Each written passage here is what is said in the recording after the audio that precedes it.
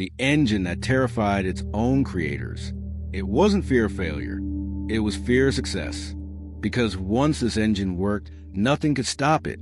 From the beginning, the numbers looked wrong. Too much power, too much stress, too many unknowns. To understand why its creators grew afraid of their own invention, we need to go back. Back to a time when limits were being challenged aggressively, when efficiency targets collided with ambition, and when engineering pride ran ahead of caution. This engine was born from frustration. Competitors were advancing faster. Regulations tightened yearly. Margins were shrinking. Engineers proposed a radical solution: higher pressure, denser combustion, unprecedented output from a compact block. Management hesitated. Reliability charts flashed red. Simulation models showed alarming peaks, but the potential was undeniable. On the test bench, the engine delivered numbers never seen before. Torque arrived instantly. Power climbed violently. Efficiency followed. Celebration came first. Then silence, because success revealed consequences. Heat management became critical. Internal components operated near material limits. Failures were rare, but when they happened, they were absolute. Blocks cracked without warning. Bearings deformed under sustained load.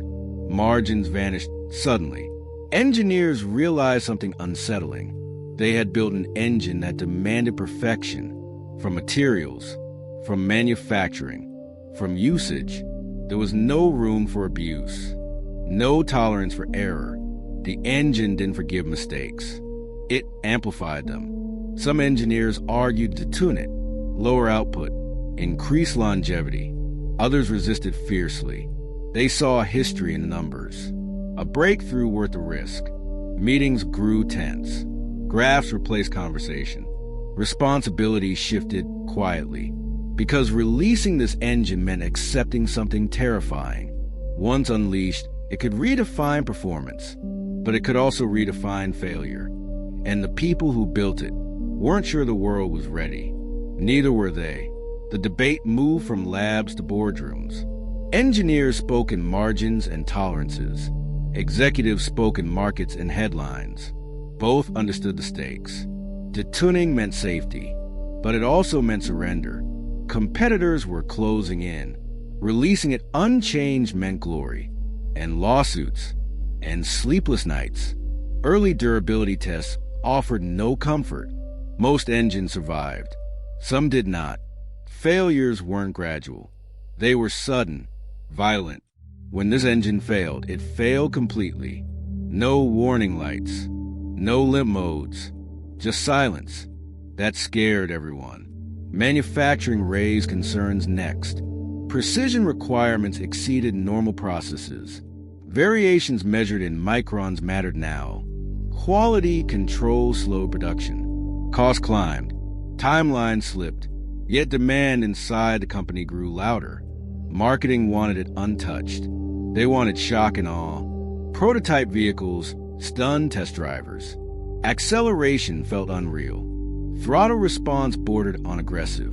Drivers loved it, until long sessions revealed fatigue. Heat soaked everything. Cooling systems were redesigned repeatedly. Oil formulations customized. Component suppliers pushed beyond comfort. Every solution introduced new complexity. Engineers started asking a forbidden question. What if the engine was too good, too efficient for existing systems, too powerful for current drivetrains, too demanding for average owners? Because this engine didn't adapt to the car adapted to the engine. That inversion worried everyone. If released, it would force changes across platforms.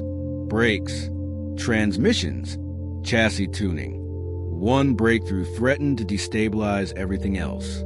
And yet, pulling back now felt impossible. The engine existed. It worked, and it wanted to be used. The fear wasn't about failure anymore. It was about consequences. The final test removed all doubt. This engine didn't just push limits. It erased them. Long-duration runs exposed the truth engineers feared. Performance never faded. Stress accumulated invisibly. Temperatures stabilized right until they didn't. Components endured perfectly until one variable slipped. Then everything followed. A bearing overheated. Oil pressure collapsed. Rotational forces tore through tolerances. Failure cascaded faster than humans could react. Engineers watched replays in silence. No alarms triggered early enough. No system intervened in time. The engine operated too close to perfection, and perfection leaves no margin. That realization changed the conversation. This wasn't a product problem. It was a responsibility problem. Releasing the engine meant trusting every owner, every mechanic, every service interval. It meant assuming ideal conditions forever, and reality doesn't offer that.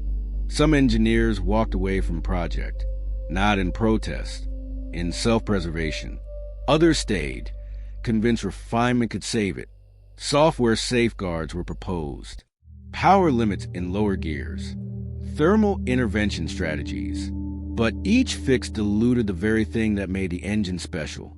The team faced an impossible choice: preserve the breakthrough or protect the brand. History offered no guidance here. Few engines had ever gone this far. The closer launch approached, the quieter meetings became, because everyone understood the truth now. This engine wasn't dangerous because it was flawed.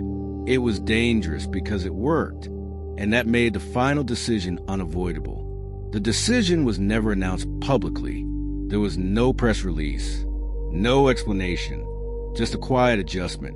The engine reached production, but not as first imagined. Power was limited, safeguards added, edges softened. On paper, it was still exceptional. In reality, it was restrained. Some called it compromise. Others called it wisdom. The original version never disappeared completely. It lived on in prototypes, in test footage, in internal stories told carefully. Engineers remember what it felt like uncaged. The immediacy, the violence, the perfection that demanded perfection back. That memory haunted them because they had seen the future briefly, and they had chosen to slow it down. Not because they couldn't build it, but because they understood what it asked in return. This engine changed engineering culture quietly. Margins grew again. Durability regained respect. Power became contextual, not absolute. The industry learned something rare. That progress isn't only about what's possible. It's about what's sustainable. The most terrifying inventions aren't the ones that fail. They're the ones that succeed too well. So what do you think? Are we still pushing technology past the point where responsibility can keep up? The